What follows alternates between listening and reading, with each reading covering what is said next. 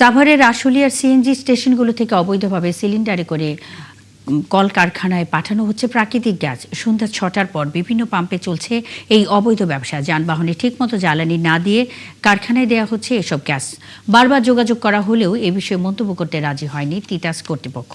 জাহিদুল ইসলাম অনিকের তথ্য ও ছবিতে প্রতিবেদন।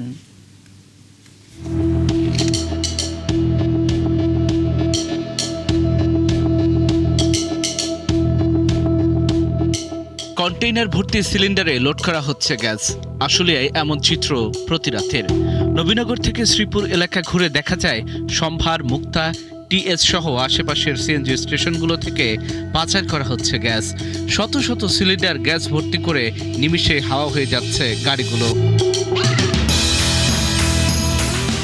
কোথায় যায় এসব গ্যাস?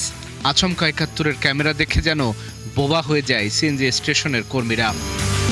আপনি তো এখানে নজরম্যান, কথা বলবেন না কেন? একটু বলেন অবৈধভাবে কেন দিচ্ছেন? সন্ধ্যা ৬টার পর সম্ভার সিএনজি ফিলিং স্টেশনে কন্টেইনারগুলোতে দেওয়া হচ্ছিল সিএনজি গ্যাস। ক্যামেরা দেখতে পালিয়ে যায় কর্মচারীরা। তারপরে অবৈধভাবে দিচ্ছেন কেন বলেন তো?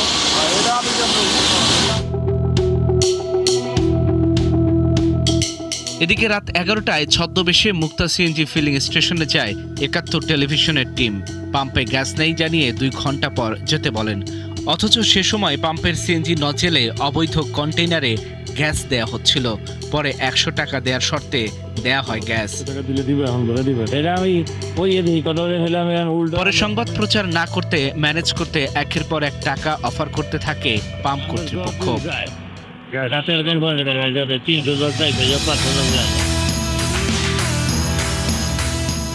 এদিকে ঘন্টার পর ঘন্টা পাম্পে অপেক্ষা করে কাঙ্ক্ষিত গ্যাস না পাওয়ায় ক্ষোভ জানান প্রাইভেট ও মোটর চালকরা।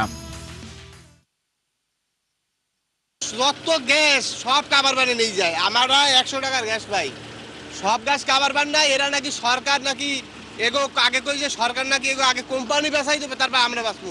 এদিকে তাই দেখে এই যে কন্টেনার লাগানো, কন্টেনার অনেক করে, এই কন্টেনার লাগাইলে প্রেশার থাকে না। তো ২০০০ টাকার গ্যাস ঢোকার কথা থাকে, ঢোকে হইলো ১১০০-১২০০, একদিন চালাইলে একদিনও চলে না আর কি। আমি এরপর রোজগার করি, এরপরেই চলি, কিন্তু আমি চলতে পারতাছি না, এখন আমার খুব বিপদগ্রস্ত হচ্ছে। এসব সিএনজি স্টেশনে অবৈধ সরবরাহ ও সরকারি নিয়ম নীতি না মানলে পাম্প কর্তৃপক্ষকে জরিমানা ও সতর্কতার কথা জানিয়েছেন সাভার উপজেলা নির্বাহী কর্মকর্তা।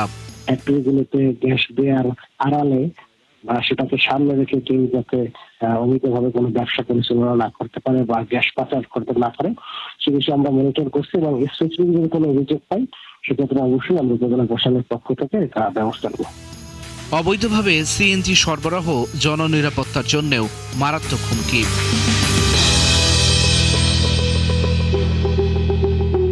আল ইমরান, ৭১।